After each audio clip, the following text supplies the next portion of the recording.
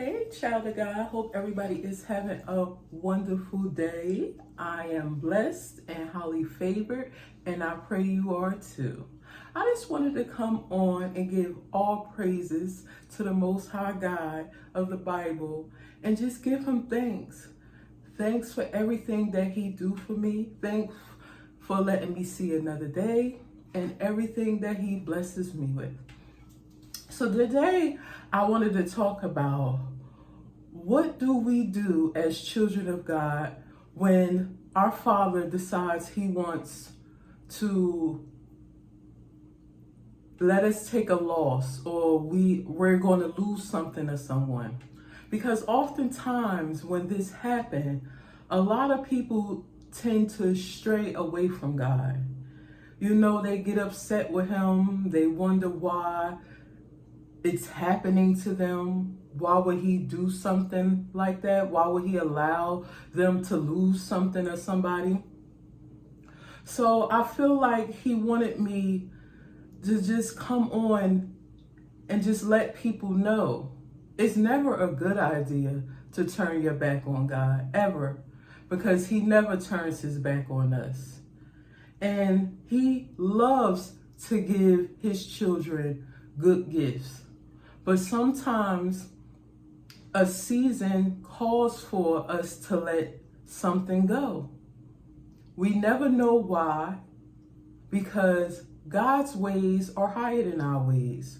So even though we don't seem to understand, we have to have faith and trust in the Lord that he knows exactly what he's doing. So with me, I'm getting ready to basically have to say goodbye to my vehicle that I've grown so attached to, because I had it since I've gotten to Florida, and it's carried me a long way.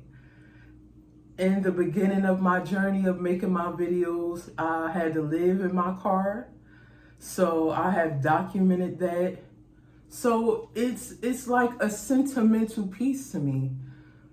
So it's hard for me to come to grips with, okay, it's time to let this go, because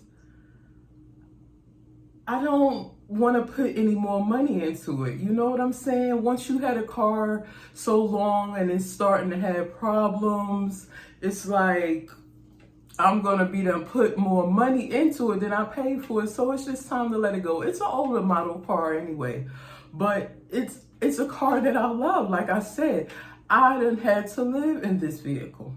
So it's kind of hard for me to let go. So it's easy for me to get down and say, Lord, you didn't have to let the car, mess up and break. Even though people say cars come and go. You lose cars, you get cars back. But this was my first car. So it's just like, I'm just truly attached to it. But God wants me to talk about what is your attitude towards him when it's time to let something go. Do you get upset with him? Do you want to now stop speaking to him? Do you want to now stop praying? You want to shut him out? What do you do?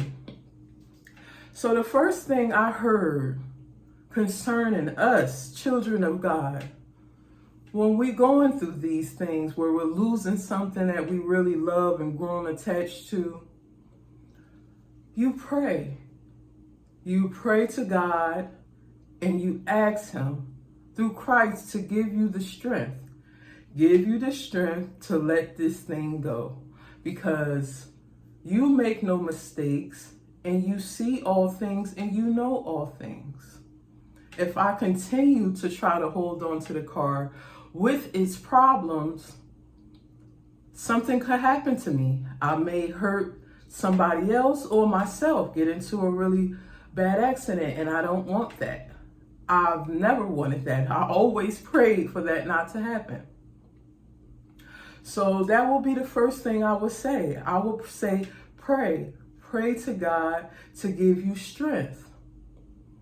Number 2, I would say, always remember that if God has given you something, he can give it to you again. So just because you had this car, never feel like that he can't bless you with another car. Maybe he wants you to make room for something better, but you're holding on to something that he wants you to let go. You're not making room for what's next. You're not making room to welcome better into your life. So I would say that would be number 2. Number 3, I would say to wait patiently. Have patience. Have patience with the Lord. Know that he's working it out.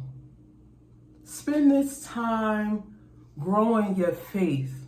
Father, this is what I would say. Father, I know you're working it out. I know you have better on the way.